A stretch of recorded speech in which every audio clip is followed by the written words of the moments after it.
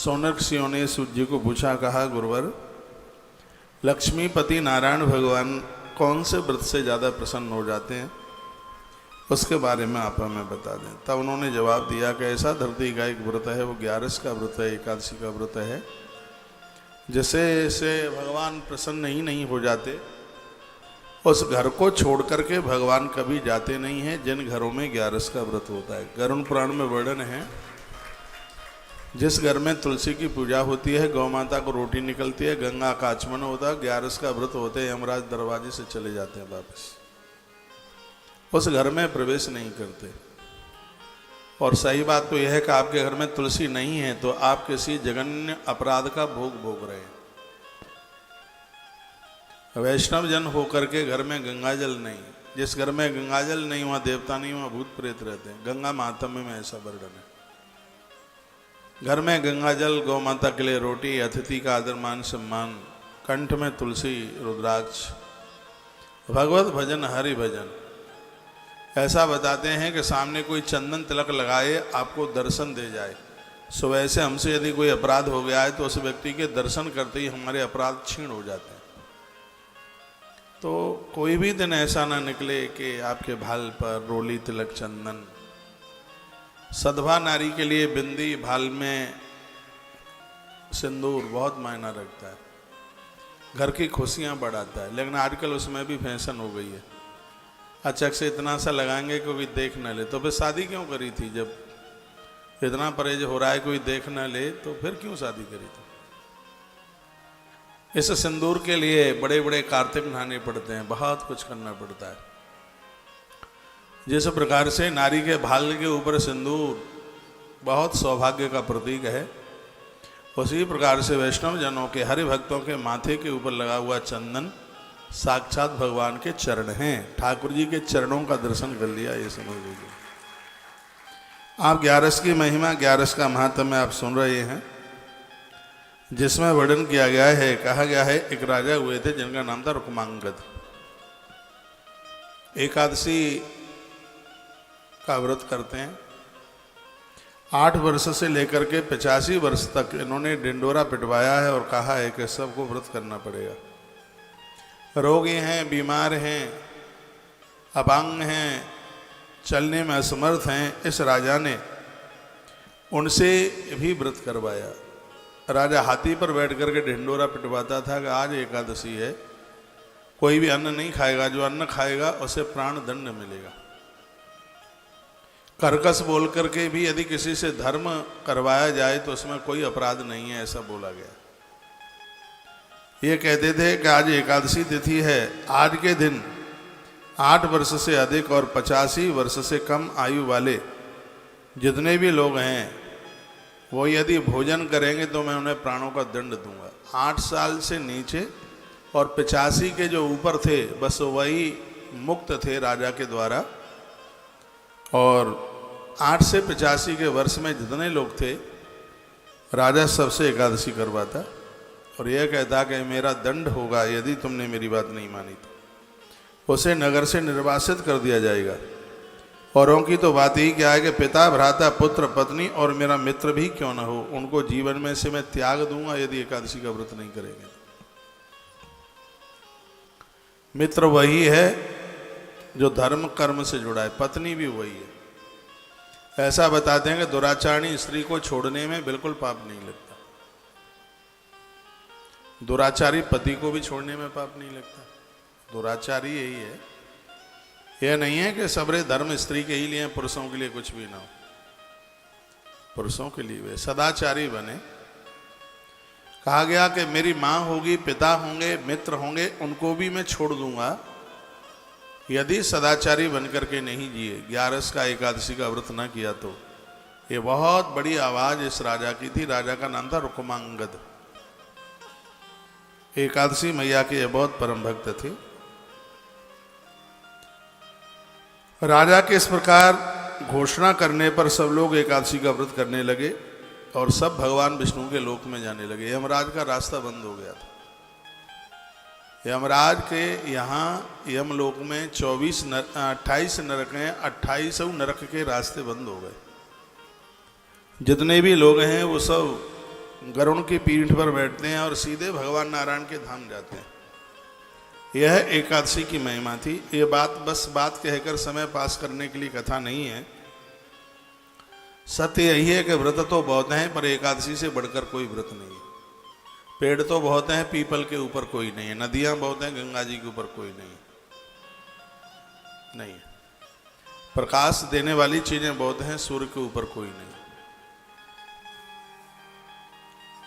धनुधारी बहुत हैं, अर्जुन के समान कोई नहीं है। वैष्णव बहुत हैं, महादेव के बराबर कोई नहीं है।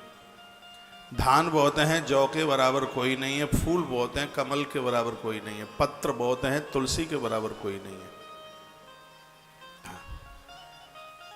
यह स्वयं भगवान ने कहा है।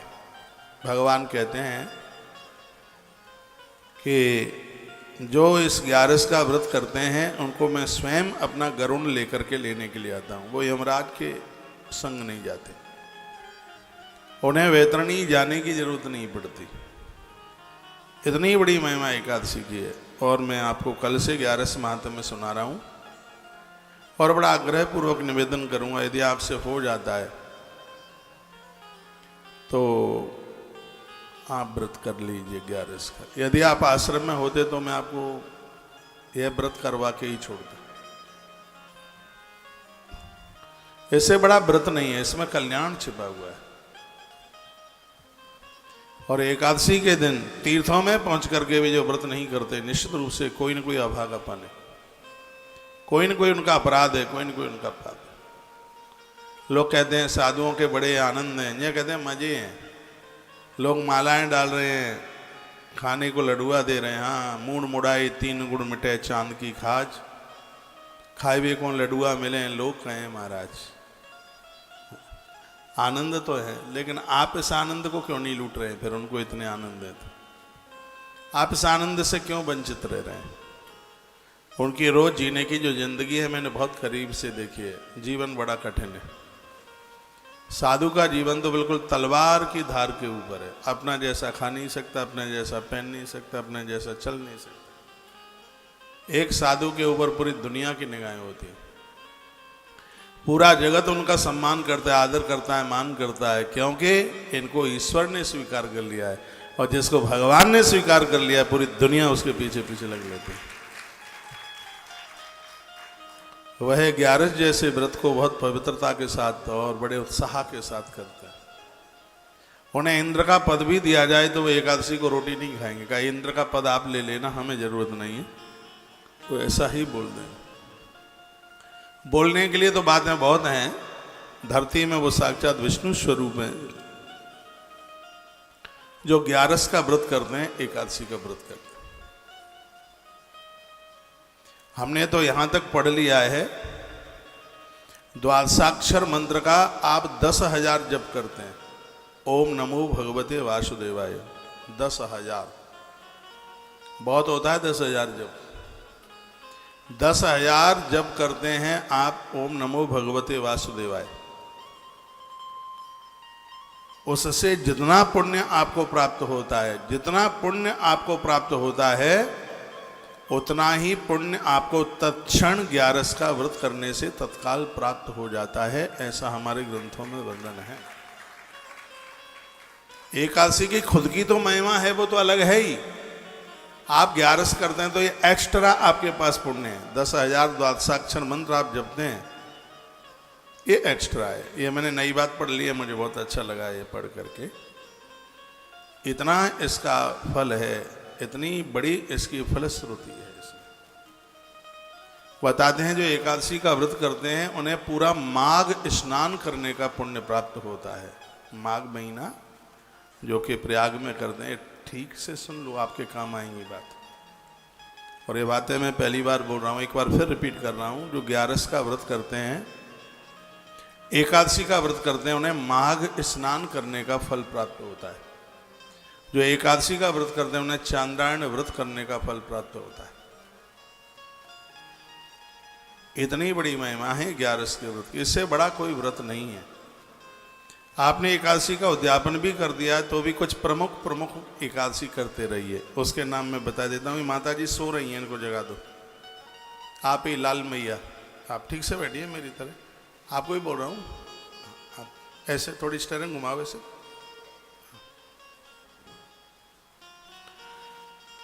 हरे प्रबोधनी एकादशी कीजिए, कार्तिक में पड़ती है।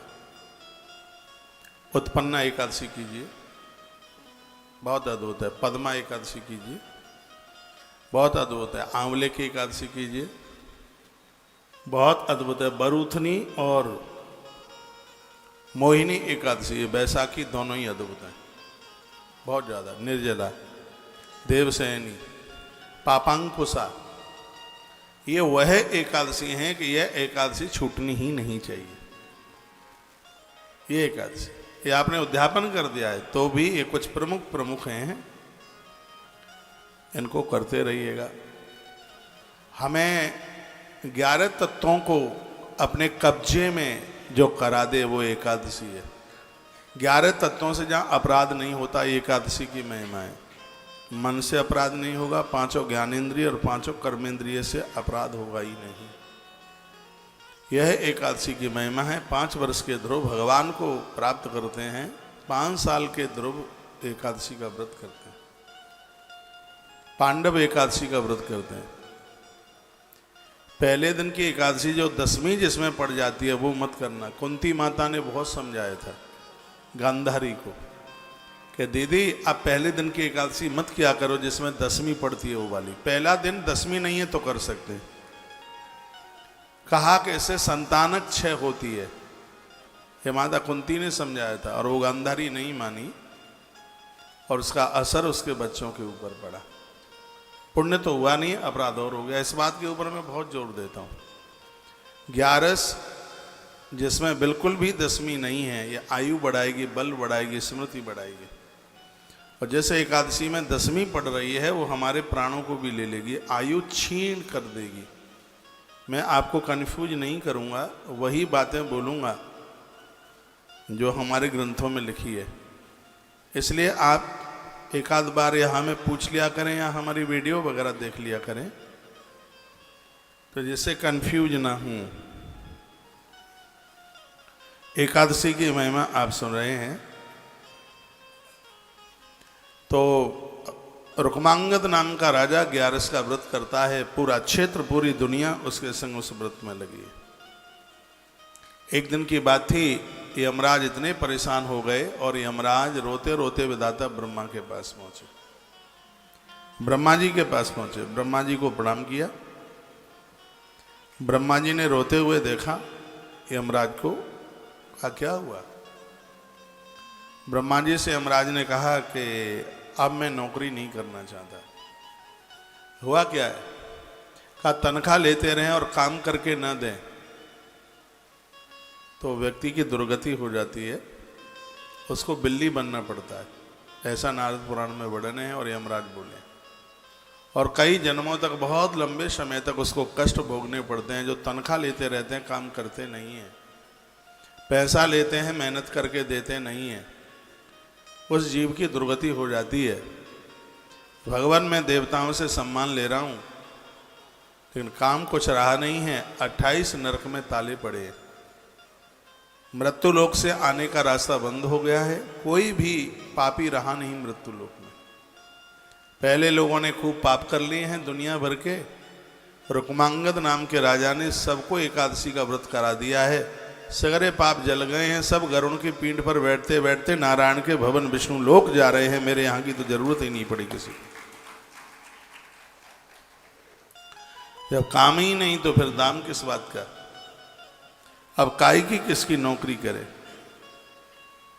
क्या वर्णन किया गया? किसी कार्य के लिए नियुक्त हुआ सेवक काम न होने पर यदि उसी पद पर रहता है और बेकार रहकर स्वामी के धन का उपभोग करता है तो वह निश्चय ही नरकों में गिरता है। यमराज ने कहा। आप जितने भी मुझे सुन पा रहे हैं, अपना बच्चे को भी बोलना और अपने पति को भी बोलना। ऑफिस में जाते हैं, टांग पर टांग रख करके न सोते रहे, नहीं तो यह प्रकृति को सब जवाब देना पड़ता है। इस प्रकृति में काम करके ही पानी पीना, काम करके ही भोजन करना, काम नहीं तो दाम नहीं।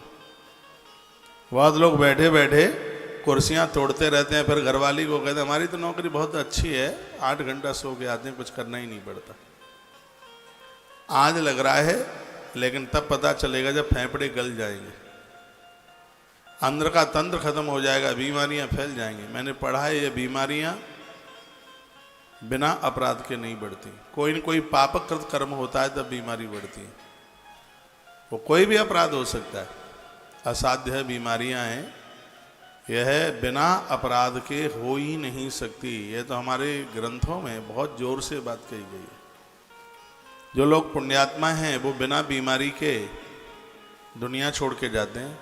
कल की पुराण में वर्णन है, इस कलयुग में जब निरोगी होकर के व्यक्ति मौत को प्राप्त होता है तो देवर्षि नारद जी सगरे देवताओं के पास एक चक्कर लगा के आ जाते हैं। कहते हैं देखो तो सही, मृत्यु लोक से एक ऐसा आदमी आ रहा है जिसकी मौत अस्पताल में और दुर्घटना में नहीं, अपनी घर की चौखट के अंदर उसकी मृत्यु हुई है। देवताओं को अचंभा आश्चर्य लगता है। ऐसा जीवन जीने की कोशिश कीजिए जिसमें आप निरोगी रहें। अंत में एक गिलास पानी, एक लोटा पानी भी किसी से मांगने की जरूरत न पड़े। इस युवा में, जवानी में तो लगता नहीं है, अपराध हो जाते हैं पता नहीं लगता, लेकिन ये सब भोगना पड़ता है, सब भोगना पड़ता है।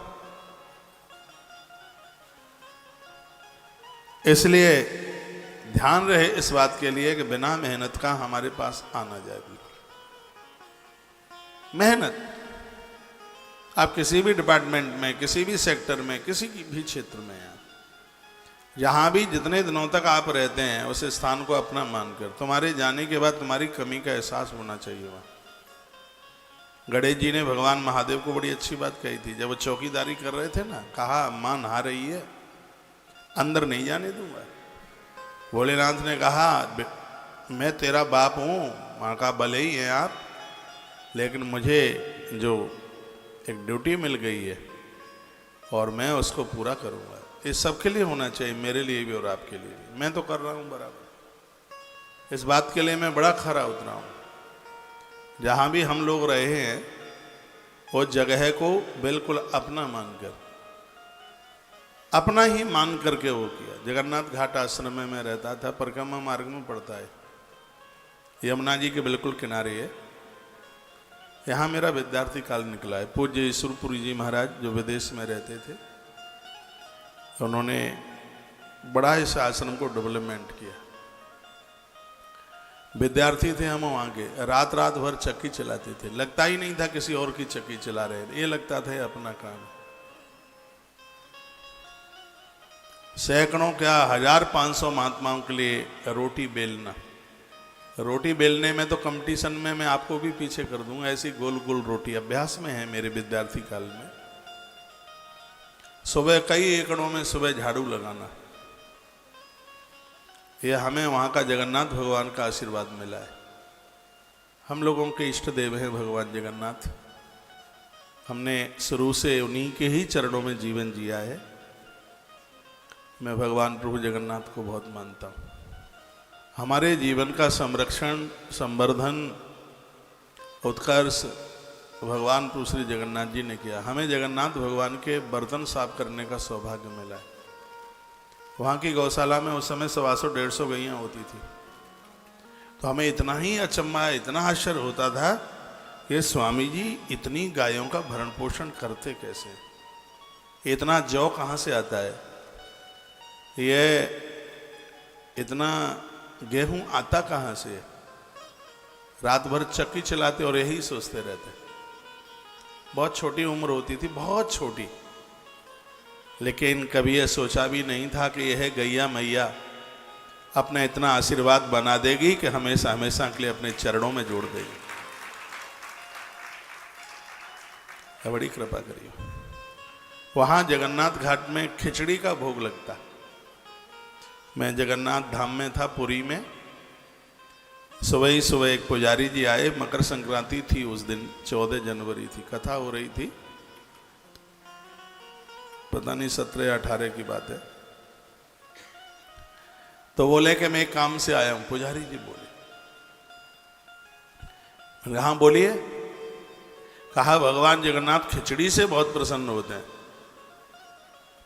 और हमने तो सुना है कि तुम आश्रमधारी हो, तुम जगन्नाथ भगवान को मानते हो, तो आश्रम में खिचड़ी रोज जरूर बननी चाहिए। तब से लेके आज तक खिचड़ी की एब्सेंट नहीं है, यहाँ पे खिचड़ी बनती है, जगन्नाथ भगवान की खिचड़ी।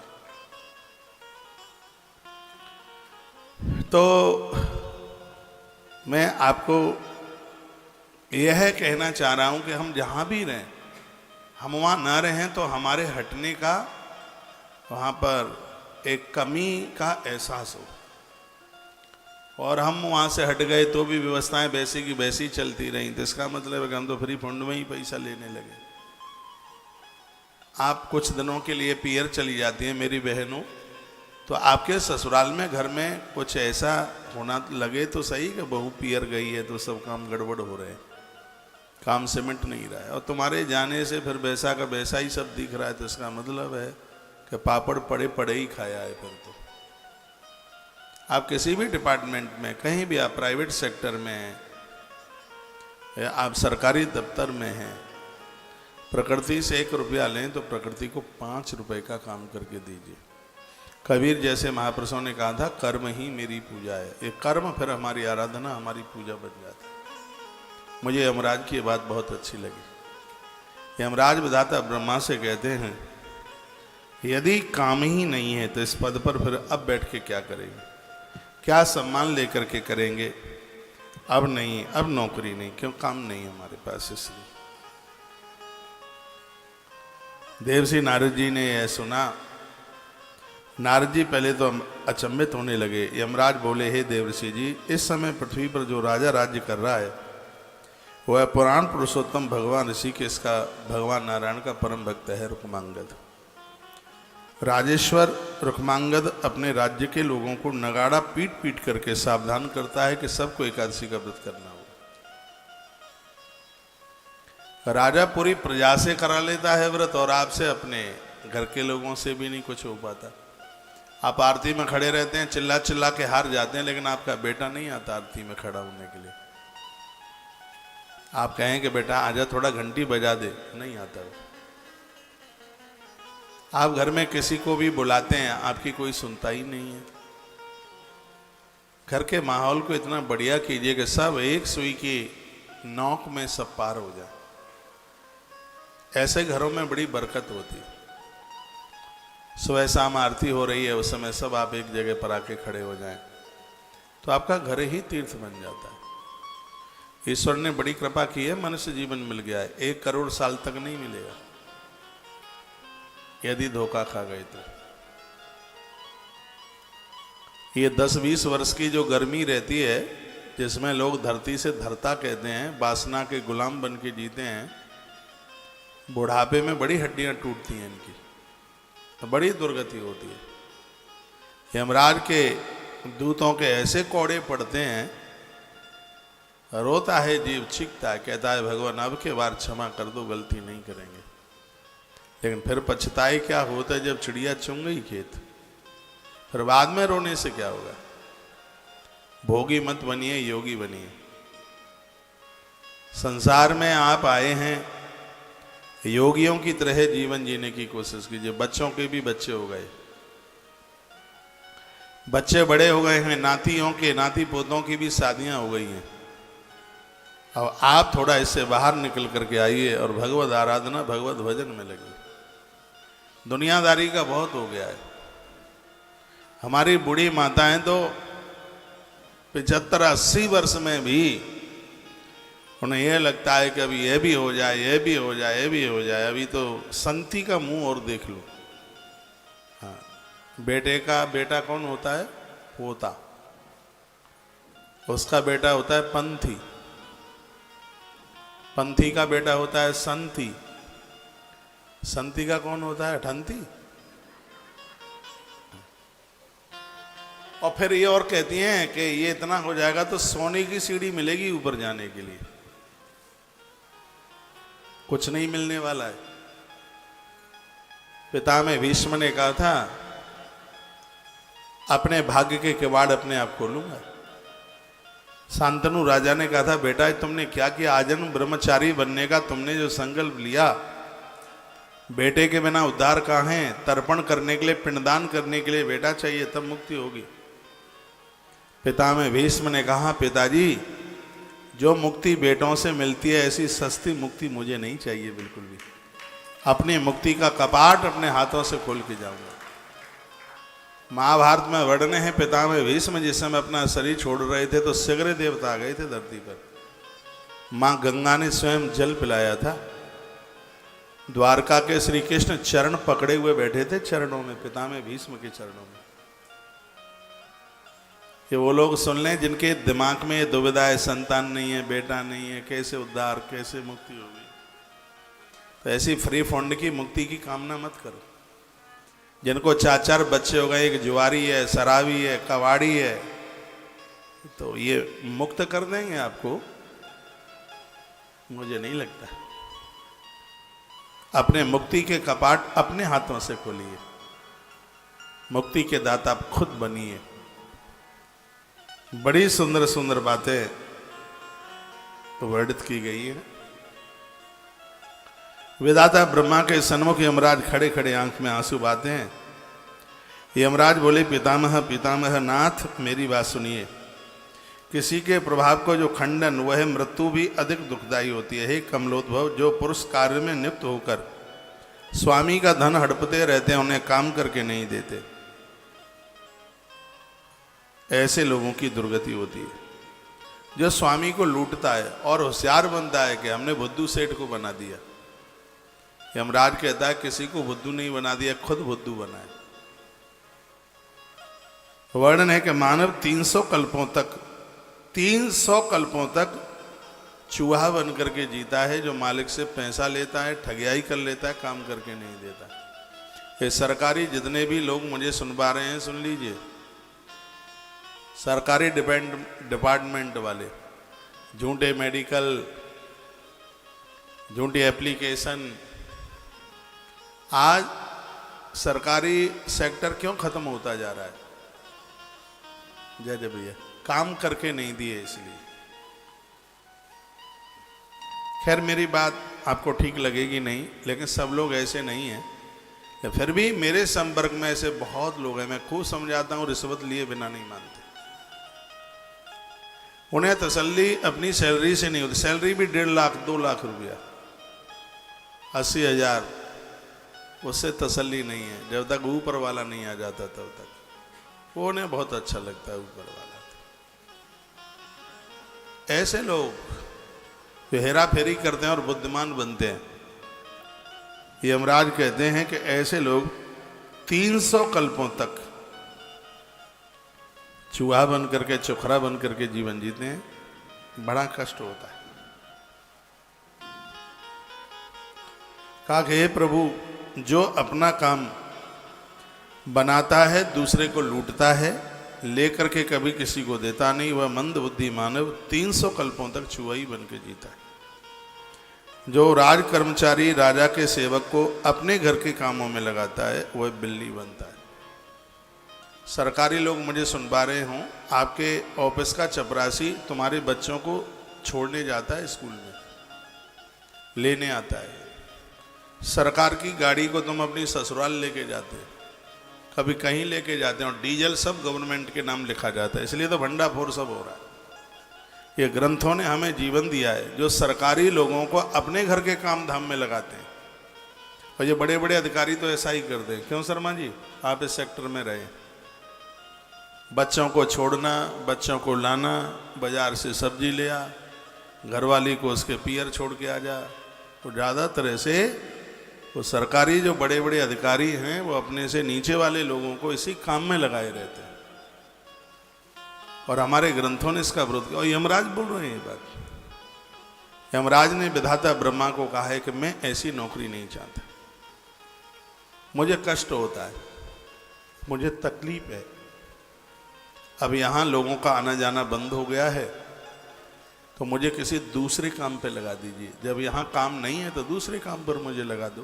क्या अच्छी बात कही है। मेरी भाषा आपकी समझ में आ रही है? ये बात मेरे और आप सब के लिए लागू है। आपका बेटा, आपका पति सरकारी दफ्तर में काम करते हैं, वहाँ से कोई चपरासी ऑफिस से आता है, तुम्हारे घर के काम धामों में लगा है, तुम्हारे बगीचे को ठीक कर रहा है, पेड़ लगा रहा है, पानी दे रहा है, तुम्हारे बच्चों के स्कूल विस्कूल लेके जा रहा है। नहीं, एक आदमी अपनी तनख्वाह देकर अलग से कीजिए, उसको अपने काम में नहीं, उसको अपने प्रयोग में नहीं लीजिए, बिल्कुल भी नहीं। जीवन की दुर्गति हो जाएगी। तत्पश्चात देव मैं आपकी आज्ञा से धर्म पूर्वक प्रजा का शासन करता था। हे प्रभु, मैं मुनियों तथा धर्मशास्त्र आदि के द्वारा भली भांति विचार करके आज आपके पास आया। अब मेरे पास कोई बिल्कुल काम नहीं रहा है और आपके पास मैं आया हूं, या तो रुक्मांगद की एकादशी रुकवा दो, या फिर मुझे कोई दूसरा काम दे दो। एक तो काम आपको करना ही होगा। राजा रुक्मांगद ने मेरे यहाँ के रास्ते बंद कर दिए। उस राजा के भय से समुद्रों द्वारा घिरी हुई समूची पृथ्वी के लोग सर्व पाप नाशक एकादशी का व्रत करके और भोजन न करके उसके प्रभाव से वो भगवान विष्णु के धाम जा रहे हैं, भगवान विष्णु के लोक में जा रहे हैं। और ऐसा नहीं, स्वयं नारायण गरुड़ लेके पहुंच जाते हैं वो एकादशी का व्रत करने वालों के लिए।